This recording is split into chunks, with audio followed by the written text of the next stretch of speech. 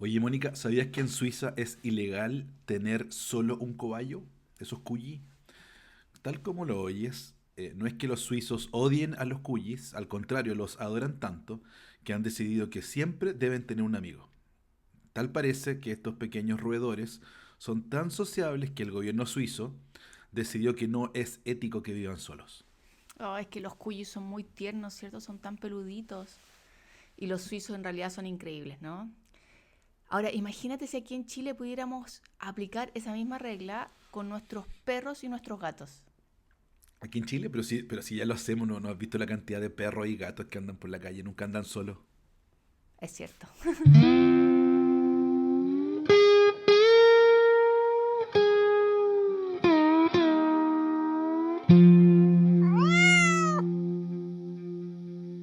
Bienvenidos a Conecta e Inspira.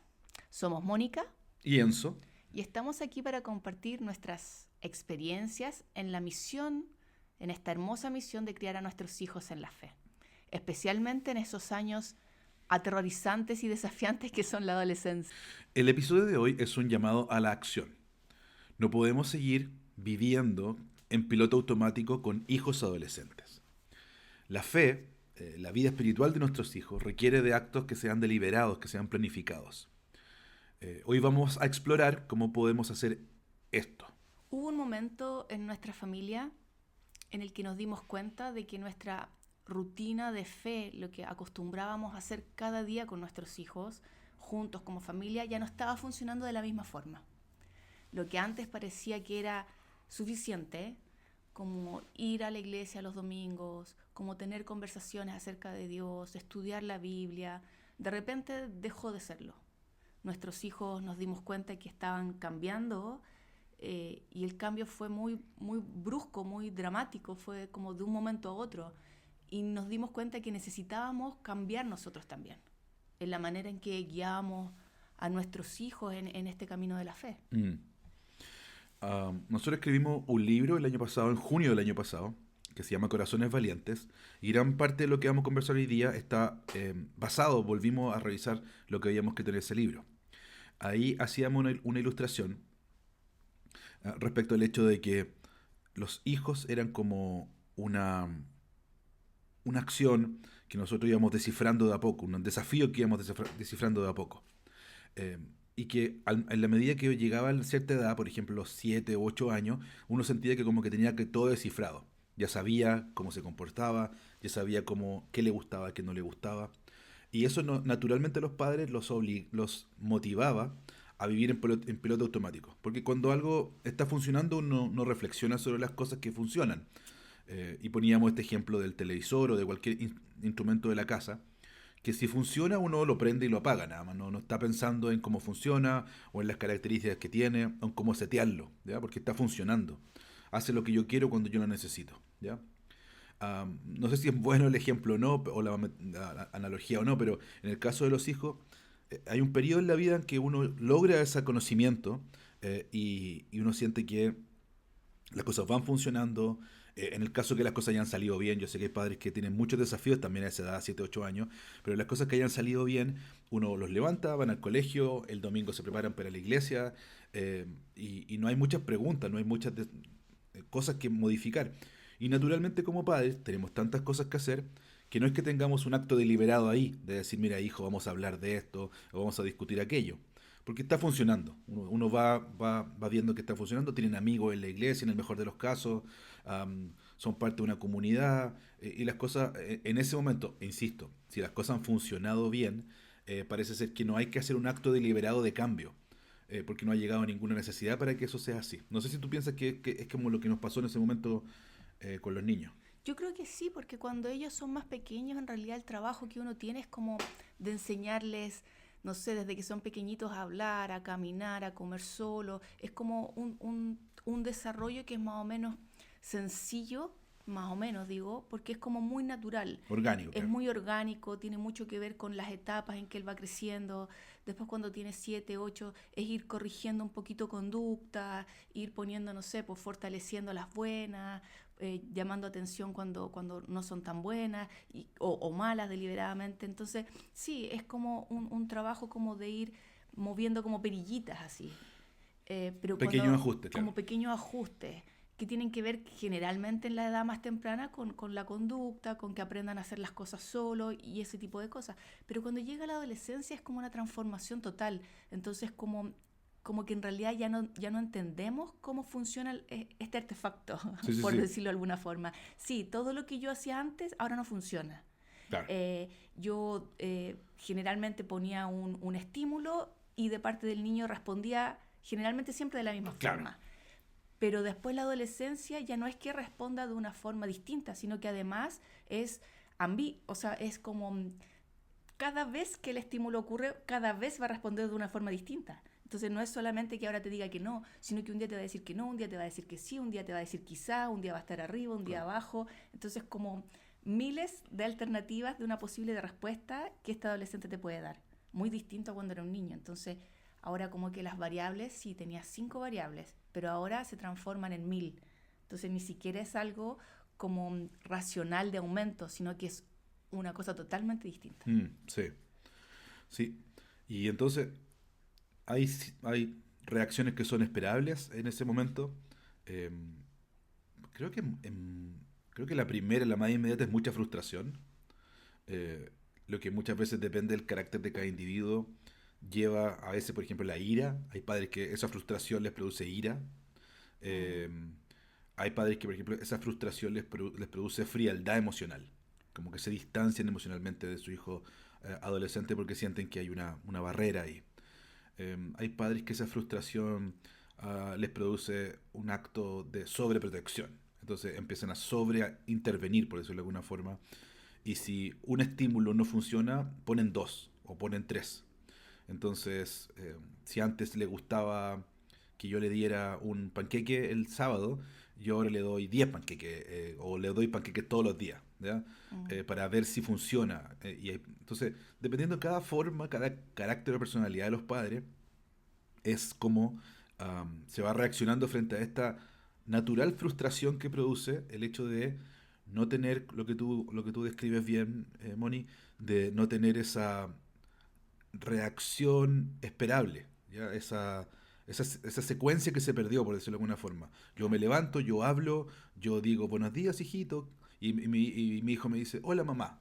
Entonces, esa secuencia, cuando se corta, y le digo buenos días, hijito, y él me dice otra cosa, como nada que ver, o sea, como déjame tranquilo, ¿ya? O hasta cuándo me molestan, ¿ya? O que cierre la puerta. O cierra la puerta y déjame solo. Es como, momento, eso lo deja, a los padres lo deja totalmente fuera de lugar, fuera de sitio, y con esta sensación primera de una sensación de frustración. De hecho, se me escapaba una, perdón que te interrumpí el envión ahí, pero se me escapaba una que es como bien esperable y que es poco mencionable, porque está la ira, está la duda, está esta sobrereacción, pero también hay una súper frecuente que he visto, que es eh, la culpa, es sentir que yo no estoy haciendo algo bien. Y si hay alguien que tiene ese carácter un poco más culposo, va a encontrar una motivación aquí para decir, ah, estoy haciéndolo mal. ¿Ya? Yo iba a agregar tristeza, porque uno efectivamente siente como que esa conexión que uno tenía con el hijo ya no la tiene. Como que la empiezas a perder y como que tu hijo se empieza a alejar, tu hijo o tu hija. Como que ya no te quiere como te quería. Y uno empieza a dudar de eso y creo que te da tristeza. Ahora, en el capítulo 1 de Corazones Valientes se habla precisamente de 2 pasos que son fundamentales. El primero, y creo que es el más importante para nosotros en cualquier área de nuestra vida, que es confiar en la soberanía de Dios.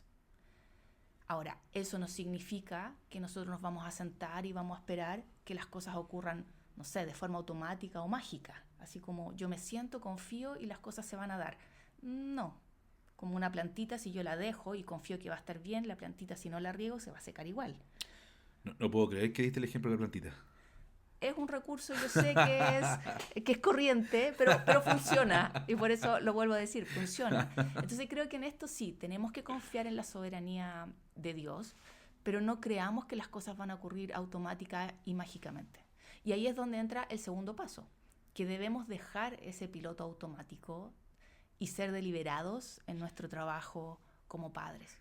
No podemos esperar que la fe de nuestros hijos salga así por sola, sin ninguna cosa que nosotros podamos hacer. Requiere efectivamente de nuestra acción consciente, planificada, considerando cómo son nuestros hijos, cuáles son sus debilidades, cuáles son sus fortalezas, cuáles son sus necesidades.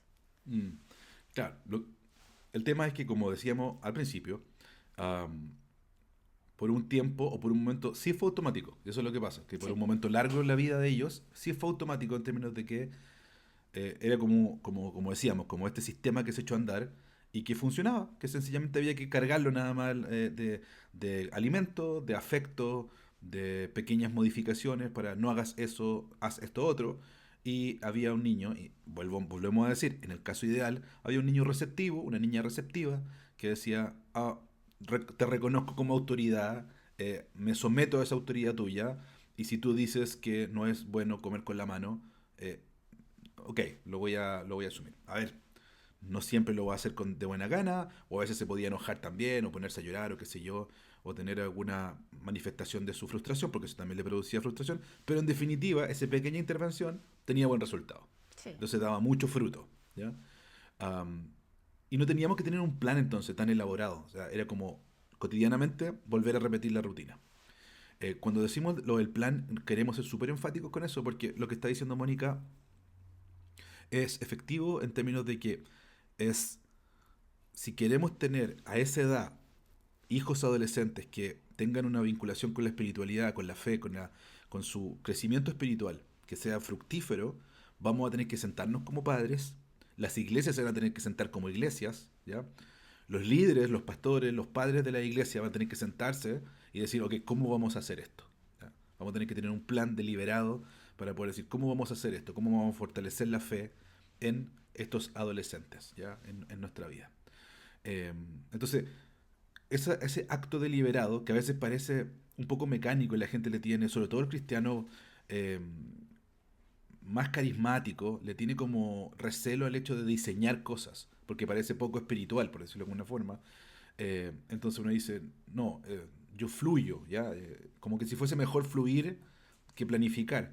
Cuando efectivamente si uno ve la Biblia, la escritura, está lleno de consejos de planifica, Sí, sí. diseña, eh, ve el futuro, evalúa tus posibilidades, conoce los recursos de los cuales dispones, ¿ya? Evalúa la tarea, ¿ya? Ve qué tan difícil va a ser. Siéntate a pensar, en este caso en tu hijo, ¿cómo es tu hijo? Una cosa que deberíamos hacer, ¿cómo es? Son sus características? Eh, Consejo un paréntesis, yo diría, y califícalas positivamente esas características. No digas es rebelde, ya necesariamente, sino que tiene un carácter marcado, ya. Fuerte. Tiene un carácter intenso, es una persona de profundas convicciones, Persigue lo que quiere. es persistente, ¿ya? Y eso es bueno porque uno dice, wow, este es mi hijo, yo quiero que mi hijo tenga una opinión, por ejemplo, propia, que sepa defender esa opinión frente a otros, qué sé yo, ya. Habiendo dicho eso, teniendo claro entonces cuál es la tarea, cuáles son nuestros recursos como padres. Hay padres que van a estar escuchando esto que son, nada, muy conocedores de la escritura, ¿ya? O son profesionales y tienen mucho conocimiento técnico. Hay padres que pueden tener muy poco conocimiento técnico, que Ujú. pueden conocer muy poco de la escritura porque están recién partiendo en la fe o porque no es su característica particular. Pero esos padres pueden tener mucha fe, por ejemplo, ¿ya? O pueden ser padres de oración, de mucha oración. Eh, entonces, hay que saber también cuáles son nuestros recursos como familia, ¿ya? Cómo es nuestro hijo, cuáles son sus características, cómo son nuestros recursos, ¿ya? Ah, y lo siguiente que añadiría en este punto es, en función de eso, tener un plan, una planificación que aproveche cada conversación, cada decisión, cada momento en familia. Vamos a comer, vamos a aprovechar ese momento para manifestar que somos cristianos, ¿ya? Para reconocer que la comida que está encima de la mesa no la trajo el conejo de Pascua, sino que la comida que está en la mesa nosotros creemos que Dios la dispuso en la tierra para nosotros, ¿ya? Entonces vamos a aprovechar esos momentos. Tal vez usted se esté imaginando un adolescente de 18 o de 20, pero estamos hablando tal vez que hay momentos clave que son posteriores justamente o son justo en el inicio de esta adolescencia o esta preadolescencia, que probablemente estén por ahí en los 9, eh, entre los 8 y los 10, entre los 8 y los 11, que son momentos muy claves para poder ya ser más, ah, deliberados en nuestro accionar con nuestros hijos, ser mucho más planificados para decir, ok, me voy a preparar para la adolescencia. Y además a esa edad también, como es una ventanita, generalmente los niños están muy receptivos a aprender, muy receptivos a orar, a ir a la iglesia, todavía mantienen ese gusto. Entonces creo que también habría que aprovechar eso. Sí, porque a esa edad, y los que tengan hijos mayores, por favor, no se sientan tristes porque también vamos a tratar de hablar de qué te hago si ya no hice eso. Pero a esa edad, es justo la edad es de dejar de esperar que las cosas simplemente sucedan, ¿ya? Como el ejemplo que dio Mónica de la plantita, dejar de esperar que la plantita sencillamente de manera natural y automática crezca, sino es la hora de decir, ok, ¿cómo se llama esta planta? ¿Dónde le gusta que le pongan? ¿Cuánto sol o cuánto luz debe llegarle? ¿Cómo es su forma de regadío? ¿Quién la va a regar? ¿Cómo lo vamos a hacer?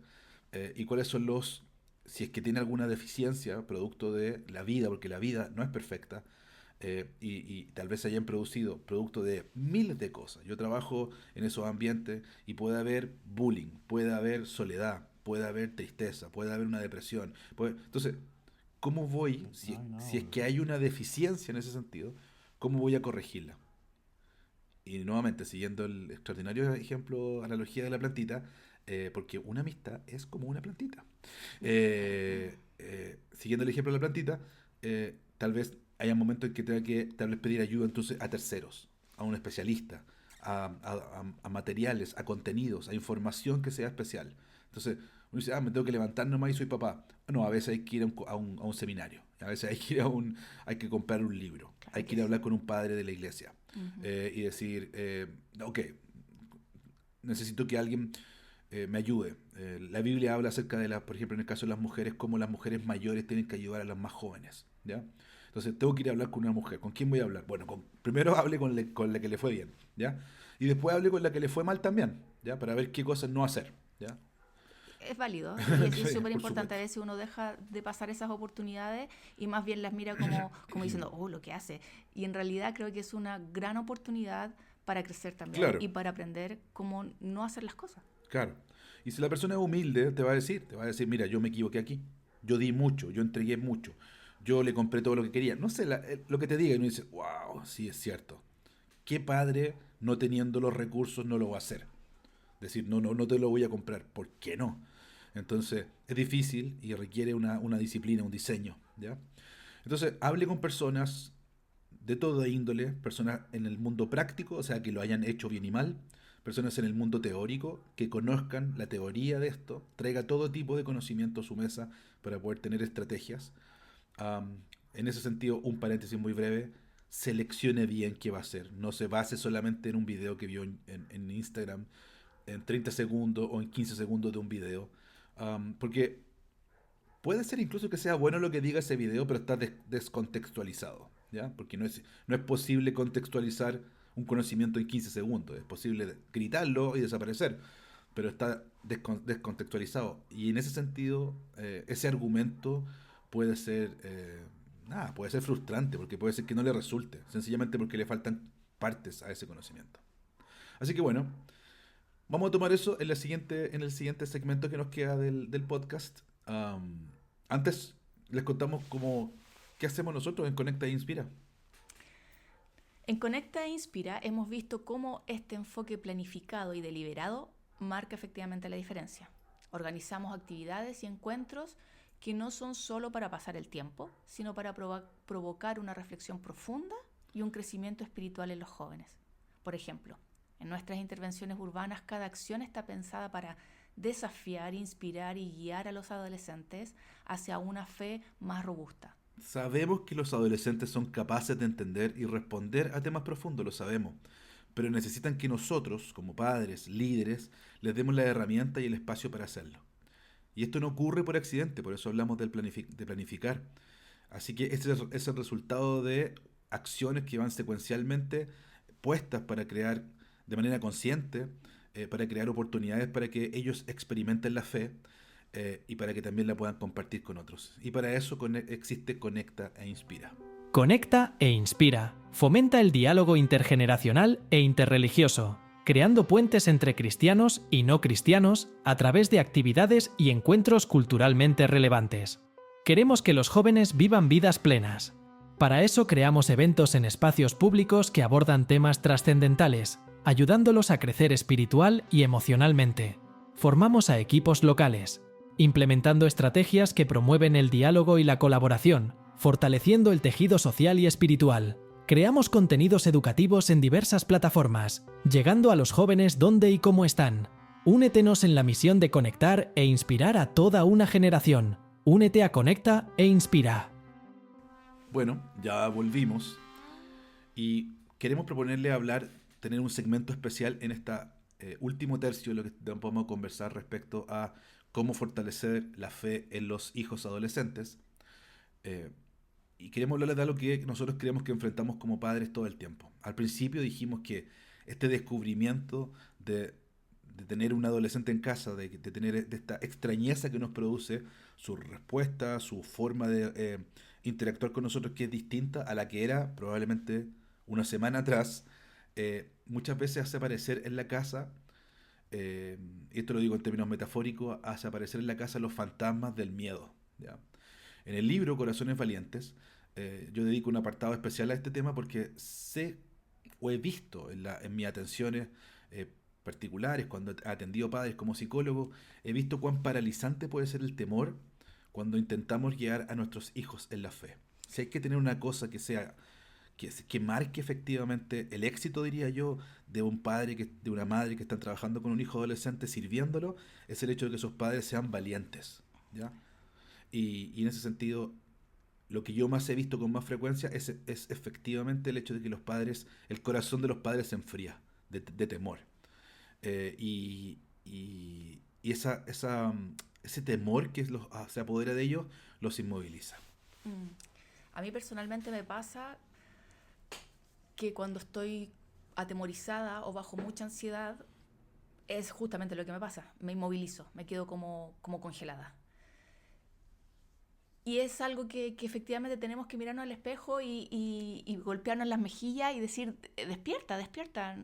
Nuestros hijos están entrando a la adolescencia, es natural que nos sintamos inseguros, asustados, con mucha ansiedad, porque son demasiadas las preguntas que vienen a nuestra mente. Ya no me quiere, no me ama, no quiere estar conmigo, si lo pierdo para siempre, si mis esfuerzos no son suficientes, lo veo que cada vez se está yendo en un hoyo más grande de tristeza, y si él pensara, no sé, tuviera algún pensamiento drástico. Entonces son muchos miedos que como padres empezamos a dar vuelta por nuestra mente, y nuestra mente, que es muy activa porque nos gustan mucho las películas y los libros, ¿cierto? Uh-huh. Empezamos a generar nuestras propias películas y nuestra Uh-huh. propia imaginación, y vemos efectivamente de forma vívida a nuestros hijos en diferentes situaciones, ¿cierto? Uh-huh. Lo que es cada vez más atemorizante, ¿no? Uh-huh. Porque nuestros mismos pensamientos van alimentando ese temor, esos fantasmas, que al final nos llevan a sobreamar, o como decía Enzo recién, a prepararle más panqueques para que esté contento, buscarle la forma para que esté alegre, comprarle más cosas de las que debiéramos, y evitar el conflicto. Entonces dejamos de corregir, dejamos de enseñar, dejamos de disciplinar, porque ese fantasma está ahí a punto de matarnos. Sí. Y quitarnos lo que nosotros más amamos, que sentimos que efectivamente ese fantasma no puede arrebatar a nuestro hijo. Claro que sí. En la Biblia tenemos varios ejemplos de eso. Después vamos a hablar de un segundo ejemplo, de un segundo momento. Pero hoy día, en este momento, me recuerdo el hecho de que cuando está esta parábola de este señor, ¿cierto?, que entrega a sus siervos estos bienes para que los administren, ¿ya? Sabiendo estos siervos que el Señor volvería para buscar las ganancias que habían producido esos bienes, sabemos que hubo uno que tomó, invirtió, ganó y devolvió lo que se le había dado más las ganancias. Y sabemos que había otro que se le había dado menos, y lo que hizo fue correr y enterrarlo, ¿ya? Temiendo perderlo, temiendo perder lo poco que tenía. O sea, sé que eres un señor que te gusta cosechar donde no sembraste, entonces, y que eres severo, tuve miedo. Uy, qué difícil. Tuve miedo y tomé lo que me diste y lo enterré, ¿ya? Y aquí está, te lo devuelvo tal como tú me lo diste, ¿ya? Y sabemos cómo termina la parábola. Él dice, obraste muy mal, o sea, obraste muy mal porque fuiste guiado por el temor, ¿ya? Al ser guiado por el temor, lo que hacemos es ser extremadamente conservadores, sobreprotectores como padres.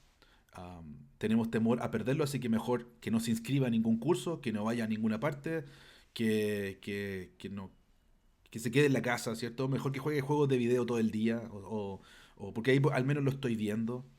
Mejor que esté en el teléfono. No sé qué está haciendo, pero está en el teléfono, está ahí, lo estoy viendo, ¿ya?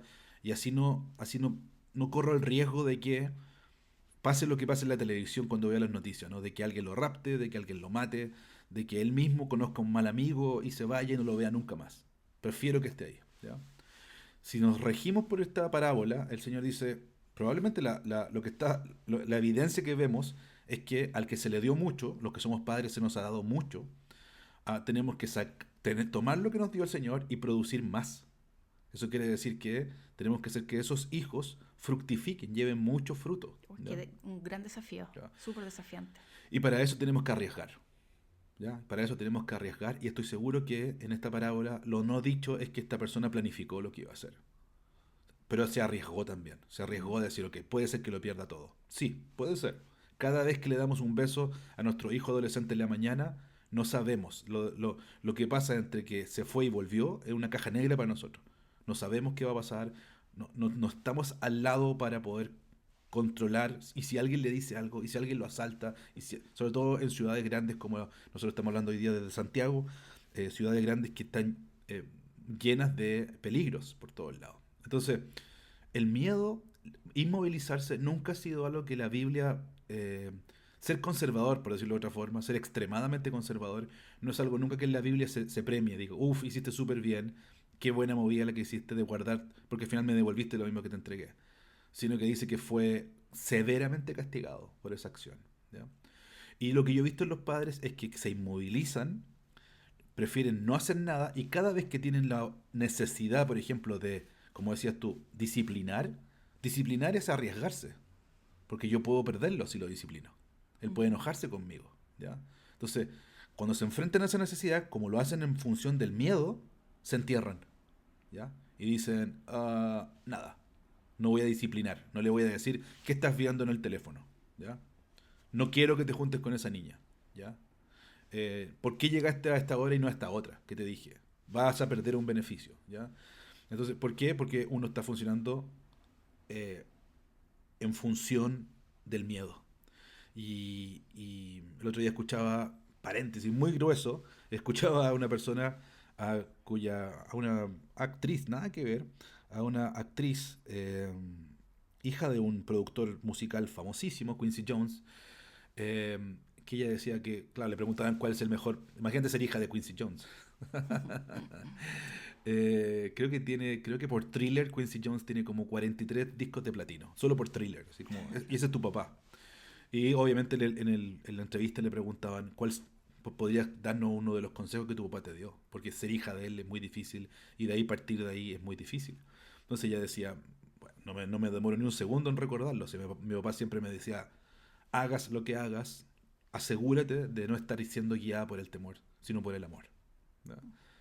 Y me pareció un consejo enormemente importante, así como decir, ¡guau! Qué buen consejo que un padre dio a su hijo. Hagas lo que hagas, nunca seas guiado por el temor, sino por el amor. Y el amor da, el amor entrega. Leamos 1 Corintios, por supuesto, 13. El amor se deja, el amor se sacrifica por el otro, el amor confía, el amor, tiene todas esas cosas que salen preciosamente escribe el apóstol Pablo. Entonces, creo que nos vendría bien revisar eso, porque el amor es más libertad, el amor es arriesgar, el amor es hermoso en ese sentido, y el temor no. Es sorprendente, porque en este caso el temor podría ser todo lo contrario, ¿no? Sí, El sí. temor te quita, el temor te roba, el temor no te deja ser, el temor no te deja ser honesto con un otro. Ajá, claro que sí. Porque creo que también eso es importante, que nosotros nos podamos ser honestos con nuestros hijos, podernos mostrar vulnerables, poderles decir también a ellos lo que sentimos, lo que nos genera su proceso, que no es malo. Puede ser un proceso de un adolescente, puede ser más difícil porque tiene más, no sé, más dificultades que para otro adolescente que puede ser más suave. Pero eso genera muchas cosas en un padre, Sí. que también sería bueno que el padre pudiera hablarlo con su hijo y decirle, Ah, claro, ser mira, abierto. mira lo que yo también siento por cómo tú te sientes. O sea, creo Claro. que eso también es súper válido y a veces tampoco ni siquiera hacemos eso. Recuerdo otro pasaje como el que tú estabas diciendo, el de Mateo, cuando los discípulos ven a Jesús caminando sobre el agua. Ajá. Y también se llenan de temor Ujú. y gritan, un fantasma, un fantasma. Pero en realidad era Jesús que venía precisamente a ayudarlos porque se había levantado como una pequeña tempestad. Así es. Entonces, creo que este pasaje es muy relevante porque nos muestra que a veces nuestro mayor miedo no es más que una mala interpretación de la realidad. O sea, Usualmente así, sí. ellos estaban tan temerosos porque venía un fantasma, pero en realidad venía la persona que ellos más amaban, Sí. la persona con la que ellos habían compartido toda su vida en los últimos años. O sea, ¿qué persona ellos iban a estar esperando más que a Cristo? Sí, Pero cuando lo ven, piensan que es un fantasma. sí. Entonces, creo que en medio de nuestro temor, así como Jesús llama a Pedro y pasa lo que después en esa parte, en esa porción de Mateo, creo que Cristo nos dice lo mismo hoy en día, que en medio de nuestro temor, Él nos dice que tengamos ánimo y que no tengamos miedo, que Él está con nosotros y que va a estar con nosotros hasta el fin de los tiempos también. Entonces no es solamente una promesa para hoy, sino que es una promesa que se extiende hasta el resto de nuestra vida. Totalmente. Leyendo ese texto que tú dijiste y viendo detalles que pueden ser importantes que están escritos ahí, decía que probablemente la hora en que eso pasó era la hora del crepúsculo, cuando está amaneciendo. Eh, Probablemente era como poquito antes de que empezara a amanecer. ¿Ya? Es que es una hora muy extraña. Sí. Es una hora muy extraña porque no es la total oscuridad, porque la total oscuridad tiene lo suyo, pero ahí está. Pero esa hora del crepúsculo es extraña porque deforma las cosas. La luz que hay como que deforma las cosas. ¿Ya? Uno alcanza a ver. Recuerda, si hubiese sido completa oscuridad no habrían visto a Jesús. Sí, pues no habrían visto nada. Hubiera aparecido en el barco. Exactamente. Sí. Entonces, era como, sin ánimo de sobreinterpretar ese dato, creo que es muy importante que haya puesto la hora. Por eso la pone el autor. Dice, esta hora era. Porque es la hora en que uno ve las cosas mal. Es la hora en que uno comete errores. Uno dice, mira una ballena y una piedra. ¿Ya? Entonces, en este caso creo que el autor pone la hora para que nosotros somos, esta es la luz que había. Se puede ver un poco, pero se puede ver mal. Me puedo equivocar. Y esa equivocación, ese error, generalmente los seres humanos es por el lado negativo.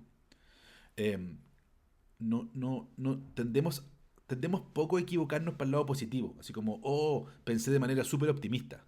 Sino que generalmente es como, pensé de manera muy pesimista. Claro que sí. ¿Ya? Porque nuestro cerebro está cableado para enfrentar problemas. Nuestro cerebro no está cableado para enfrentar cumpleaños, o sea, como una cosa festiva. Porque no hay mucho que prepararse. Yo voy a ir a un cumpleaños, pasarlo bien. No tengo que planificar mucho. ¿Ya? Nuestro cerebro está pensado, está diseñado para enfrentar dificultades, para prever dificultades. Entonces ese preseteo de nuestro cerebro que nos ayuda efectivamente a ver qué cosas malas podrían pasar en el futuro, a veces nos traiciona, porque ponemos demasiados fantasmas, ¿ya? Sí. Donde no los hay.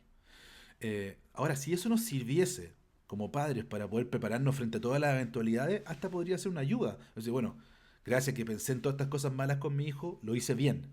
Claro, como que pude ponerle como soluciones a cada una de las posibles cosas malas. Preventivamente, claro. Claro, pero no pasa. No pasa porque cuando nuestro cerebro lo que hace cuando ve que hay hiperabundancia de datos, cuando empezamos a tener fantasmas son muchos datos. Datos. Son tantos que nuestro cerebro se congela Sí. y no hace nada. Entonces es como cuando uno ve en una película a una persona que es necesario que escape en el momento. Están todos escapando. O sea. Pero claro, el temor es muy grande porque hay un incendio. ¿Ya? Entonces está el bombero, entró a esa habitación y le dice a la señora o al caballero, a cualquiera, párese, venga conmigo. Y él dice, no, hay un incendio. Sí, por eso estoy acá, ¿cierto? Entonces, alguien tiene que ser súper directivo y generalmente las personas que están encargadas del rescate son así. Capaz que use una palabra o una grosería y sea muy, muy intenso en su forma de hablar y le dice, ahora, párate, mírame, muévete. Son como puras instrucciones muy muy directas. Acabamos de ser atacados por nuestro gato y vamos a ver si... Disculpen el... No parece que todo sigue sigue sí. bien. Pero que vamos a ser atacados por nuestro gato que se subió a todo lo que estábamos haciendo. Perdón. Entonces, es lo mismo acá. O sea, alguien a veces tiene que decirnos como padres, ok, como dos Bofetadas. dos chachazos, ¿cierto? Y decir, no, ok, tú eres el papá, tú tienes la autoridad, tú eres la mamá, tú eres la vieja acá, tú eres el viejo acá. ¿Ya? O sea, tú eres el adulto. No me digas eso, por favor. Ya, tú eres el adulto responsable, ya no eres el adolescente tú. Y por eso es tan chistoso ver a padres que tienen actitud adolescente. Ese es otro tema. ¿Ya? Es como tan raro, así como no. Para otro capítulo. Así como no. Dicho sea paso, no te compres las mismas zapatillas que tu hijo. Déjalo que él use eso. Tú cómprate Otras. otra, No digamos eso. una New Balance, o sea, como de adulto. ¿Ya? Bueno, entonces, ¿por qué? Porque alguien, él mismo, tu hijo mismo está esperando que alguien sea el adulto, que alguien sea el bombero. ¿Ya? Alguien tiene que decir, ok, y a veces a uno también necesita eso. ¿Ya? Que alguien venga y te diga, tú eres el adulto, tú sabes, es que no sé, nadie sabe, o sea, nadie sabe qué hacer, pero hay que pararse, hay que sentarse con una hoja y hay que hacer un plan y decir, ponerle la hoja, lo que diría cualquier padre, siéntate, agarra una hoja, toma un lápiz y pone el título arriba y dile, voy a salvar a mi hijo, punto 1, y escribe lo que se te venga en mente, lee, ayuda, llámanos, no sé, y empieza a escribir cosas que es tu plan para salvar a tu hijo. Eso lo que tú dijiste es súper importante y quiero rescatarlo porque nuestros hijos adolescentes también están pasando por este momento de cambio que para ellos también es difícil. Por supuesto. O sea, no es solamente difícil para nosotros que los acompañamos, No. para ellos también es muy difícil entender lo que les está sucediendo, cómo van a abordar todo esto. Y ellos efectivamente, ellos están en una posición muy difícil. Sí. Y entonces ellos precisamente lo que necesitan es mirarnos a nosotros como padres y vernos tranquilos, vernos que entendemos lo que está pasando y que tenemos la situación bajo control. O sea, en pocas palabras, él te mira y tú vas manejando tranquilamente el auto. Aunque por dentro nos sintamos que también estamos vueltos locos y que vamos a explotar, pero necesitamos darle esa confianza también a nuestros hijos adolescentes. Creo que es importante. Absolutamente. Bueno, muchas gracias por... sé que a veces son abruptos nuestros cortes, pero son tantos los temas que pudiéramos tocar y queremos que esto siga teniendo un formato que sea fácil de oír en el camino acá, a la casa o en el camino a la pega. Y eso generalmente son entre 30 y 45 minutos, así que nos ceñimos un poco a ese rango de tiempo. Así que si ustedes en este momento están en ese momento crucial en que se dan cuenta de que es necesario, que es bueno dejar este piloto automático y enfrentar los fantasmas del miedo que lo están inmovilizando, los invitamos a unirse a nosotros en Conecta e Inspira. Juntos podemos crear estrategias efectivas, deliberadas, intencionales, para ayudar a nuestros adolescentes a no tan solo pasar estos momentos que son difíciles para ellos, sino que también ayudarlos a crecer en su fe.